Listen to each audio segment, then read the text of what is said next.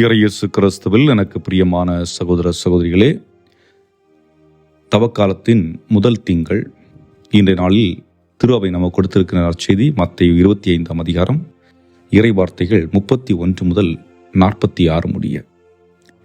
இந்த பகுதியிலே நாம் பார்க்கின்ற பொழுது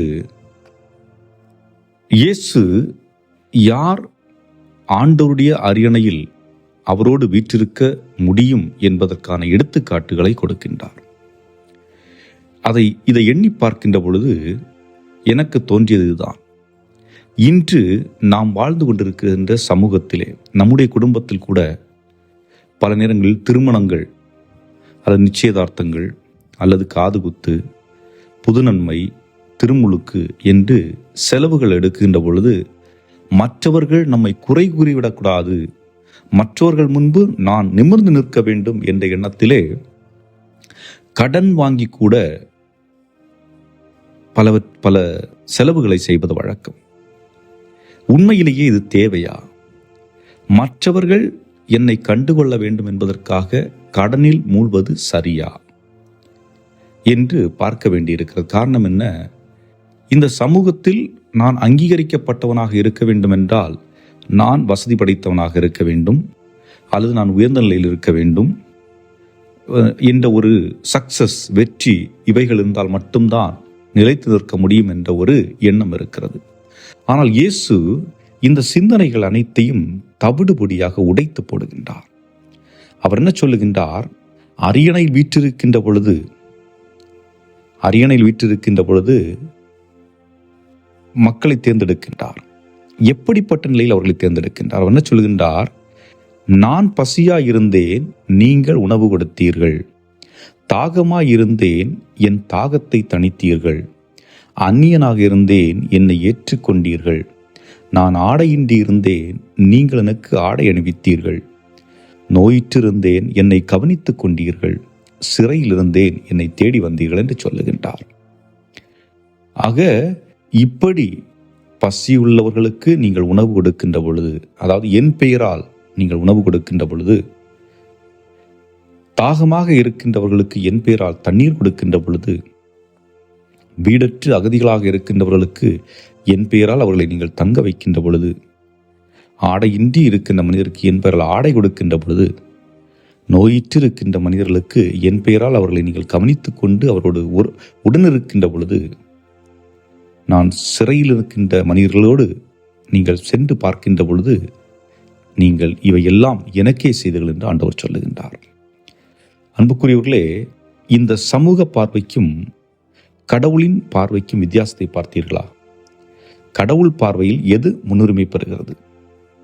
நான் பிறருக்கு உதவி செய்கின்ற பொழுது, பிற தேவையை அறிந்து செயல்படுகின்ற பொழுது அது முன்னிலைப்படுத்தப்படுகின்றது. ஆனால் மனிதனுடைய பார்வையிலே அந்தஸ்து, கௌரவம். ஆனால் கடவுளுடைய பார்வையில் அது இல்லை. ஆண்டவர் சொல்லுகின்றார், மிகச் சிறியோராகிய என் சகோதர சகோதரிகள் ஒருவருக்கு நீங்கள் செய்ததெல்லாம் எனக்கே செய்தீர்கள். பல நேரங்களில் நமக்கு கொஞ்சம் பணம் அதிகமாக வந்துருச்சுன்னா ஒரு எண்ணம் இருக்கும், நாம இவங்களுக்கு செய்யணுமா, செஞ்சு என்ன பண்ண போறோம், ஏன்னா இவங்களுக்கு செஞ்சா நமக்கு திருப்பி வராதே, இப்படி ஒரு எண்ணம் இருக்கும். இன்னொன்று, இவங்கெல்லாம் ஏமாத்துறவங்க, இவங்களுக்கு கொடுத்து என்னத்தாக போகுது அப்படின்னு ஒரு எண்ணம். வட்டிக்கு கடன் கொடுத்துட்டு அவங்கள பின்னி பிணைஞ்சு, அதாவது அவங்கள திருகி அவங்களுடைய உடல் இருக்கின்ற இரத்தத்தையெல்லாம் முறிந்தெடுக்கக்கூடிய ஒரு நிலை. இப்படியாக வாழ்ந்து கொண்டிருக்கின்ற நிலையிலே ஆண்டவர் சொல்லுகின்றார், இதெல்லாம் சரிப்பட்டு வராது, இப்படி வாழ்வது சரியல்ல. மாறாக பிற நலனின் அக்கறை கொண்டவர்களாக இருக்கின்ற பொழுதுதான் ஆண்டவருடைய முன்பு நீங்கள் ஏற்றுக்கொள்ளப்படுகின்றீர்கள். அன்புக்குரியவர்களே, பங்கு பேரவையில் இருக்கிறனால கடவுள் நம்மளை ஏற்றுக்க மாட்டார். மரியாஞ்சனில் உறுப்பினர்களாக இருக்கிறனால நம்மளை ஏற்றுக்க மாட்டார். பல பொறுப்புகளில் திரு அவையில் நம்ம இருக்கிறோங்கிறதுக்காக கடவுள் நம்ம ஏற்றுக்கொள்ள மாட்டார். ஆனால் இயேசு செய்த பணியை நாம் செய்வதற்கு அழைக்கப்பட்டிருக்கின்றோம். இயேசு செய்த பணி வேற ஒன்றும் இல்லை. அவர் என்ன செஞ்சாரோ அதை அப்படியே நம்ம செய்யணும். அவர் எப்படி சிந்திச்சாரோ அப்படியே நம்ம சிந்திக்கணும். அப்படி வாழுகின்ற பொழுது மட்டும்தான் கடவுளுடைய அந்த அருளை பெற்றவர்களாக வாழுகின்றோம், அவரோடு ஒன்றித்திருக்கக்கூடியவர்களாக இருக்கின்றோம். அடுத்து கடைசியில் இன்றைய நற்செய்தியில் பார்த்தோம் என்றால் என்ன சொல்கிறாரு?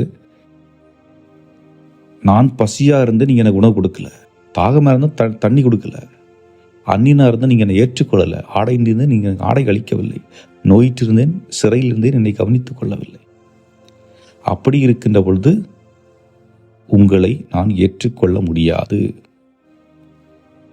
அன்புக்குரியவர்களே, இந்த ஏற்றுக்கொள்ள முடியாது என்பதற்கு நாம் இன்னும் பல ஆண்டுகள் காத்திருக்க வேண்டிய தேவையில்லை.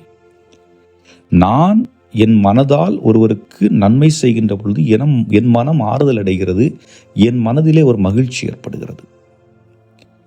ஆனால் நான் கொடுக்க மனம் இல்லாமல் இருக்கின்ற பொழுது என்னுடைய அகம் இருண்டு இருக்கிறது, துன்புற்று கொண்டிருக்கிறது, துயருற்று கொண்டிருக்கிறது. ஆக விண்ணக பரிசு என்பது நாம் ஒரு நல்ல செயலை செய்கின்ற பொழுது அப்பொழுதே இறைவனிடம் நமக்கு கிடைக்கிறது. ஆக அது கிடைப்பதும் கிடைக்காதும் நம்முடைய செயல்களை பொறுத்து இருக்கிறது என்பதை இன்றைய நற்செய்தியின் வாயிலாக நமக்கு தெளிவுபடுத்துகின்றார். ஆகவே சிந்தித்தவர்களாக என்றும் வாழும் இல்லாமல் இறைவா, நாங்கள் பிறர் தேவை அறிந்து செயல்படக்கூடிய அருளையும் ஆற்றலையும் எங்களுக்கு தந்தருள எங்கள் ஆண்டவராகிய கிறிஸ்து வழியாக மன்றாடுகின்றோம். ஆமென்.